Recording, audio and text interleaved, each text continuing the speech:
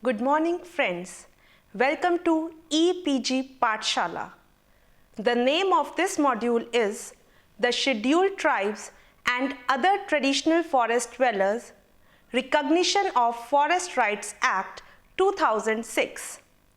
After studying this module, you will be able to know the objective with which this act was passed, the persons who can claim these rights, the list of the rights which are termed as forest rights, and the procedure which has been engrafted under the Act to recognize and vest these rights. In order to understand the Scheduled Tribes and Other Traditional Forest Dwellers Act, let us first understand the historical background which led to the passage of this Act. Many tribal people and other forest communities have depended on forests for generations. Forests are the source of their livelihood, customs, traditions, and identity. However, the issue of community access and rights over natural forests and resources have always been contentious. Before independence, forests were viewed as crown lands, and extensive tract of forest were declared as reserved forests. This declaration process led to the extinguishment of the traditional rights of forest dwelling communities, tribal as well as non-tribal. After independence, the second phase of extension of government control over the forests began.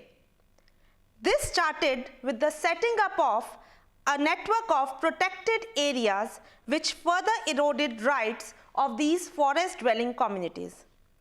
In fact, the modern conservation approaches always advocated their exclusion rather than their integration. In the absence of clearly defined property rights, millions of forest dwelling families living in and around forests have been perceived as encroachers or illegal occupants. In addition to this, the simplicity of the tribal people and their ignorance of modern regulatory framework precluded them from asserting their genuine claims to resources in areas where they belong to. Insecurity of tenure and fear from eviction.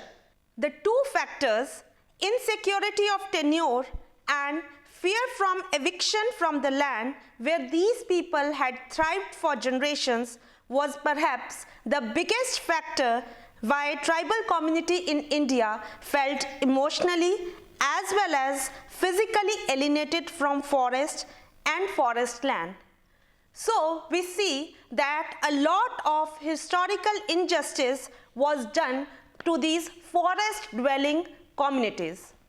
In order to undo this historical injustice, the Government of India in the year 2006 enacted the Scheduled Tribes and Other Traditional Forest Dwellers Recognition of Forest Rights Act.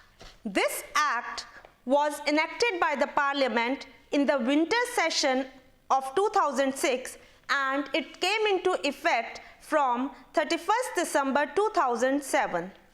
The Act is supplemented by the rules framed under it known as Scheduled Tribes and Other Traditional Forest Dwellers Recognition of Forest Rights Rules, and in addition to it, guidelines are framed by the central government. This Act is commonly known as Forest Rights Act. It is applicable to the whole of India except the state of Jammu and Kashmir. Now, let us understand the objectives of this Act. The Act has four objectives. Firstly, it recognizes the forest rights of the forest dwelling scheduled tribes and other traditional forest dwellers. Secondly, it vests the forest rights in forest land to these forest dwelling scheduled tribes and other traditional forest dwellers. Thirdly, it provides a framework for recording these forest rights vested in these forest dwelling communities. And fourthly, it tells us about the nature of evidence required for the recognition and vesting of forest rights. Now, let us have an overview of the entire Act. The whole Act is divided into 6 chapters and contains 14 sections in total. Chapter 1 contains 2 sections and is named as Preliminary Chapter. In Section 1, it talks about the title of the Act, the territorial applicability of the Act, and the date from which the Act shall commence. Section 2 enlists some of the important definitions which are able to make us understand the Act. Next is Chapter 2. Chapter 2 is titled as Forest Rights. It contains one section which enlists the different rights which are termed as forest rights. Chapter 3 is titled as Recognition, Restoration and Vesting of Forest Rights and Related Matters. Section 4 of this chapter talks about recognizing the forest rights and vesting of these rights in forest dwelling scheduled tribes and other traditional forest dwellers.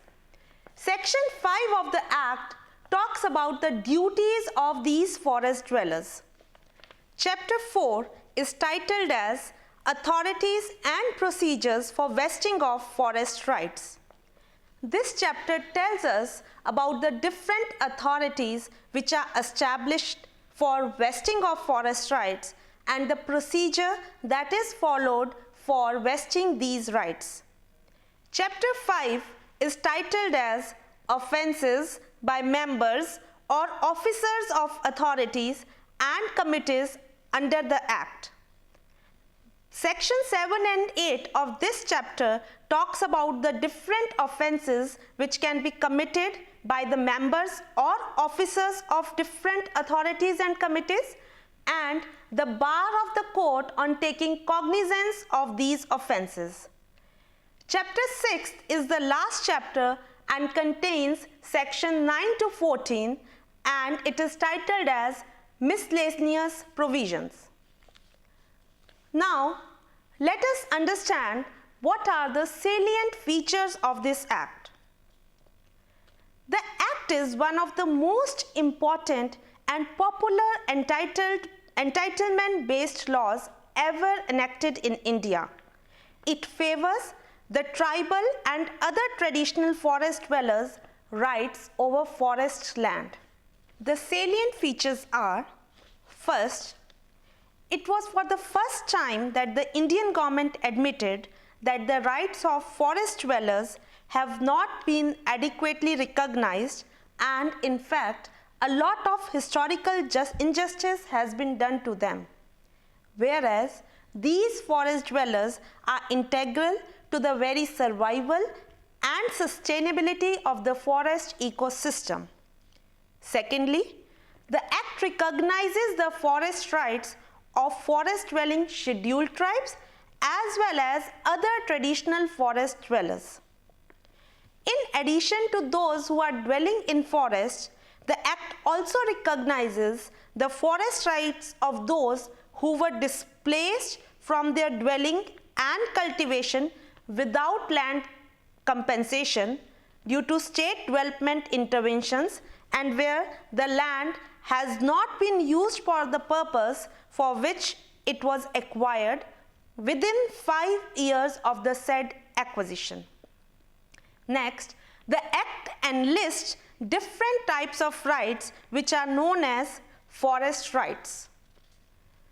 The aim of the Act is to ensure livelihood and food security of the forest dependent communities, provide for basic developmental facilities for the forest villages, provide legal recognition to the community conservation initiatives, thereby strengthening traditional conservation practices that protect some of the critical ecosystems of the country, protect traditional knowledge and intellectual property related to biodiversity and cultural diversity, protect customary rights of the forest communities, empower these forest communities to protect, conserve and manage forests and their biodiversity, conserve the common forest and biodiversity resources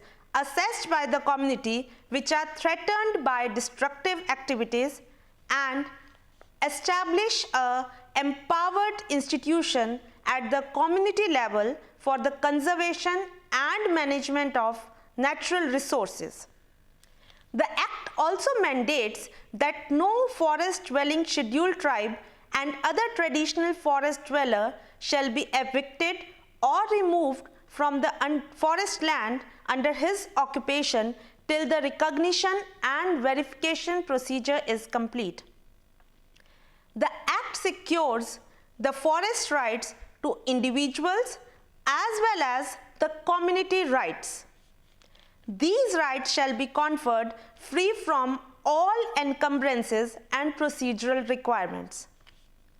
Next, the Act also puts an obligation on these forest dwelling scheduled tribes and other traditional forest dwellers. The Act provides a three-tier structure of authorities to vest forest rights, namely Gram Sabha, Subdivisional Level Committee and District Level Committee. In addition to these structures, it also provides for the establishment of a state-level monitoring committee to monitor the process of recognition and vesting of forest rights, and also to submit reports to the nodal agency. Under the Act, the Ministry of Tribal Affairs under the central government has been declared as the nodal agency for the implementation of the provisions of this Act. The Act imposes a criminal liability on the officers and the members who contravenes the provisions of this Act or the rules.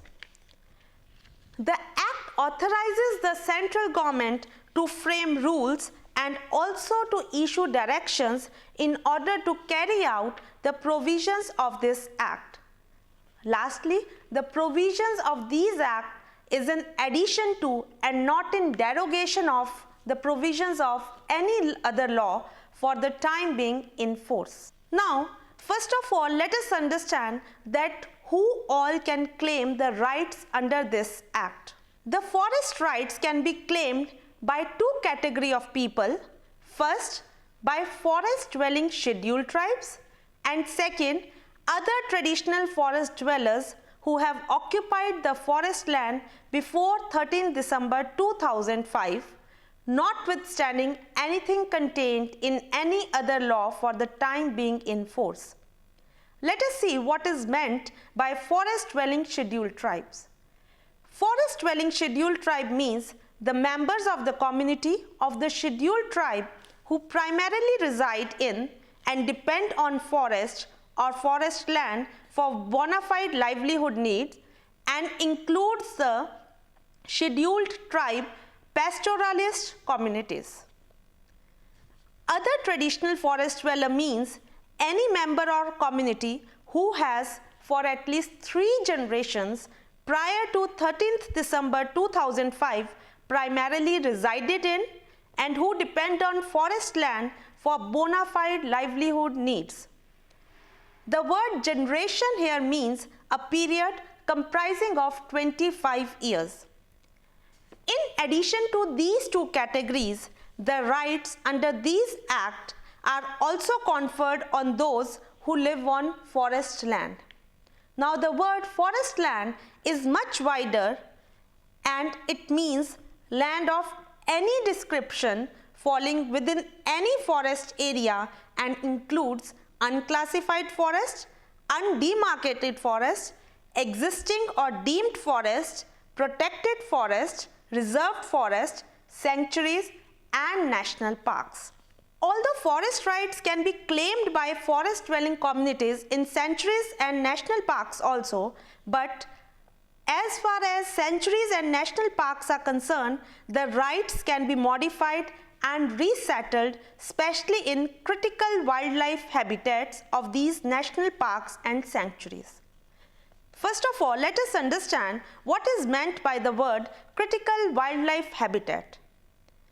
Critical wildlife habitat means such areas of national parks and sanctuaries where it has been specifically and clearly established on the basis of scientific and objective criteria that such areas are required to be kept as inviolate for the purposes of wildlife conservation.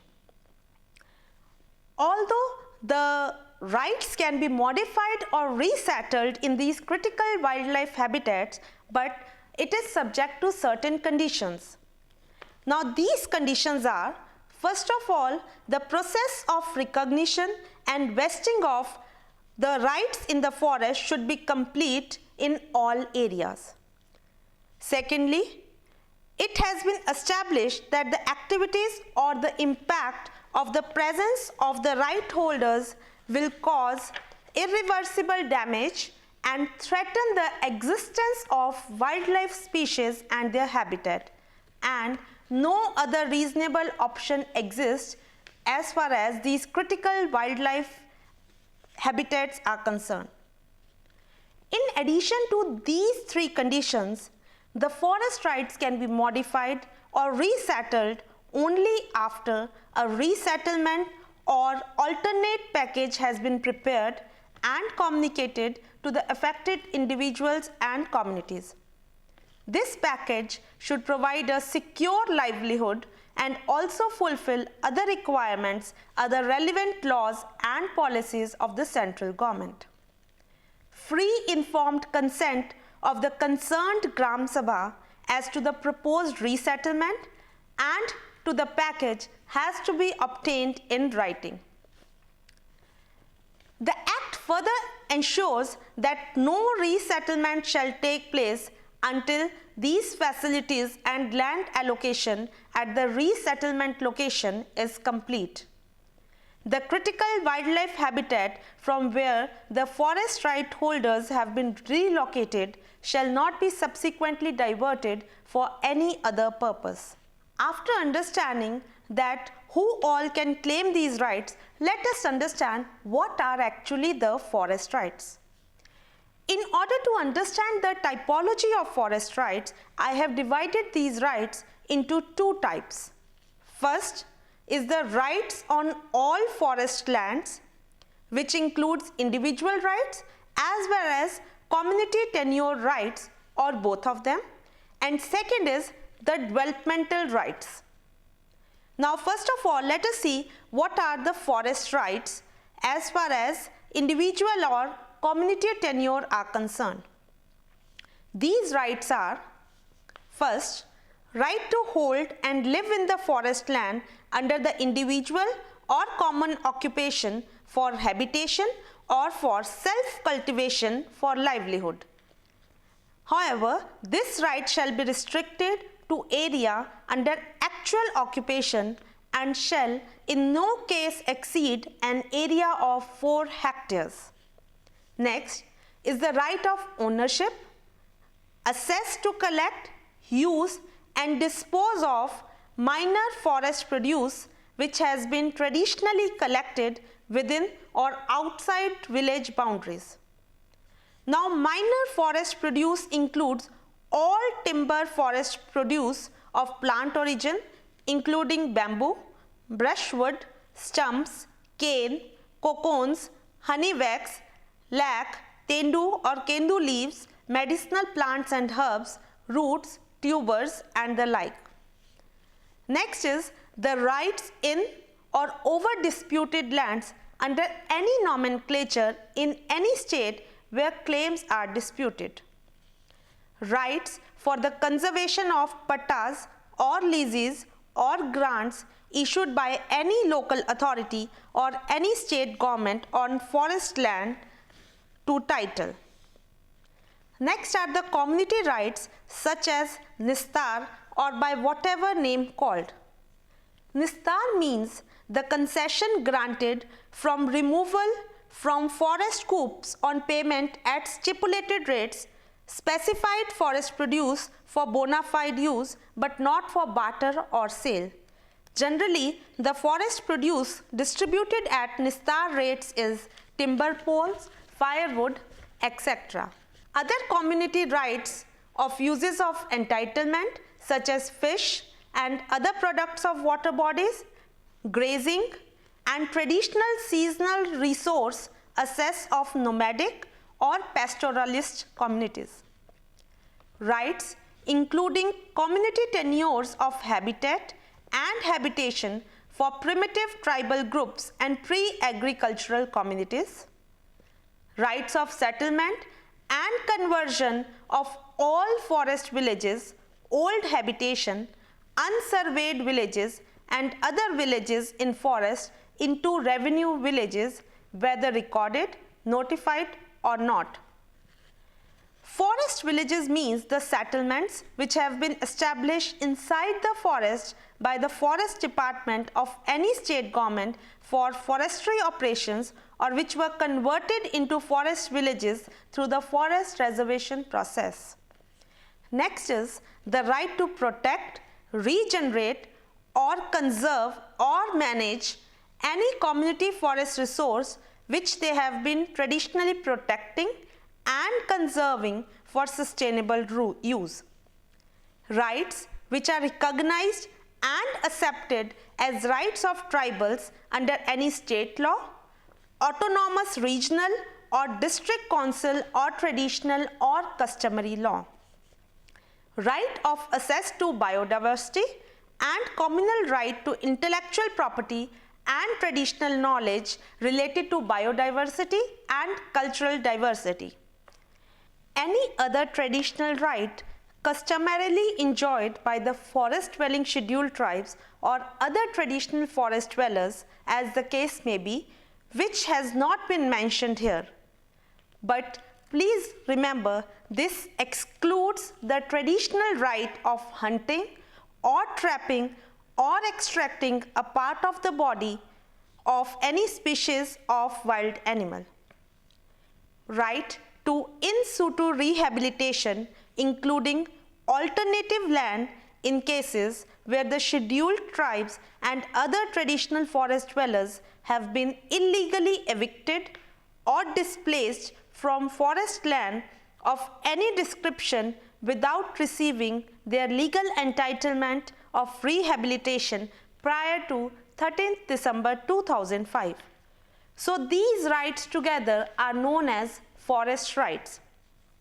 These rights are inheritable but not alienable or transferable. The rights shall be registered jointly in the name of both the spouses in case of married persons, and in the name of a single head in the case of a household headed by a single person. In the absence of a direct heir, the heritable right shall pass to the next of kin. Now the second leg of forest rights is known as developmental rights. Developmental rights means the rights of forest dwelling communities over development facilities such as health and educational facilities, fair price shops, electric and telecommunication lines, tanks and other minor water bodies, drinking water supply and water pipelines, water or rainwater harvesting structures, minor irrigation canals, non-conventional sources of energy, skill upgradation or vocational training centers and roads. However, in this case, the precondition is that the development projects are to be provided by the central government only after the Gram Sabha recommends for the same. Now, these dwellers have been given the forest rights. Duties of forest right holders. In addition to giving them rights, the Act also puts an obligation on forest right holders. Their obligations are: first, to protect the wildlife, forest and biodiversity; Second, to ensure that adjoining catchment area, water sources and other ecological sensitive areas are adequately protected.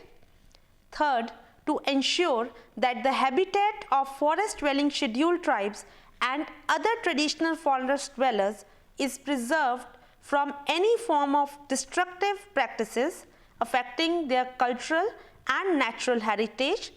And fourth, to ensure that the decisions taken in the Gram Sabha to regulate access to community forest resources and stop any activity which adversely affects the wild animals, forest and the biodiversity are complied with. In addition to forest right holders, these duties have also to be performed by the Gram Sabha and village level institution in areas where there are holders of forest rights. Next is the authorities established under the Act. The Act provides for a three-tier structure of authorities to vest forest rights. These authorities are, firstly, Gram Sabha, second, Sub-Divisional Level Committee, and third, District Level Division Committee. Gram Sabha means a village assembly which shall consist of all adult members of a village, and in case of states having no panchayats, padas, tolas and other traditional village institutions and elected village communities with full and unrestricted participation of women. In addition to Gram Sabha, we have the Sub-Divisional Level Committee and the District Level Committee. Plus, we also have a State Level Monitoring Committee. These three committees shall consist of officers of the Department of Revenue, Forest and Tribal Affairs of the state government and 3 members of the Panchayati Raj institutions, of whom 2 shall be the scheduled tribe members and at least 1 shall be a woman. Now let us understand the process of vesting these rights. The Gram Sabha is the initiating authority for determining the nature and extent of individual as well as community forest rights. It shall receive and hear the claims. It shall then consolidate the claims, verify them and prepare a map delineating the area of each recommended claim in the prescribed manner.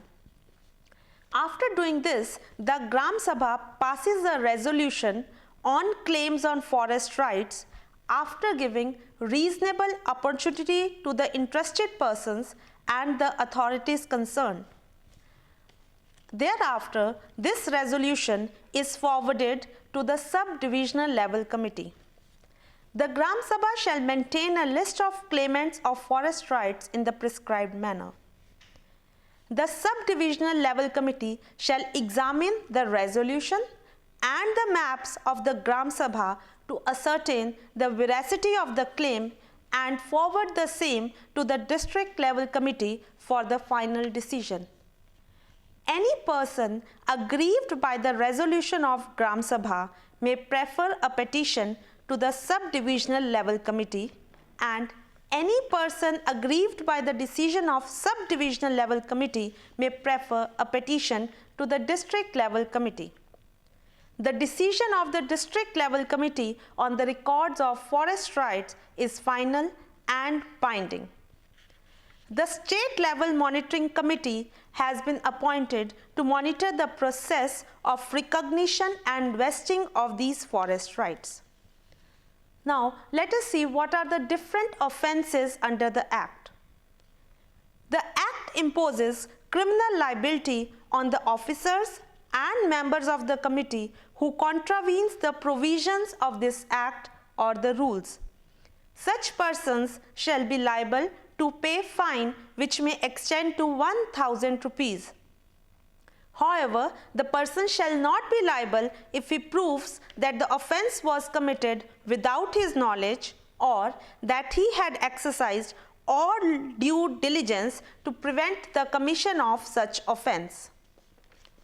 However, no court shall take cognizance of any offence unless any forest dwelling scheduled tribe, in case of a dispute relating to a resolution of a Gram Sabha, or the Gram Sabha through a resolution passed against any higher authority, gives a notice of not less than 60 days to the state level monitoring committee, and the state level monitoring committee has not proceeded against such authority.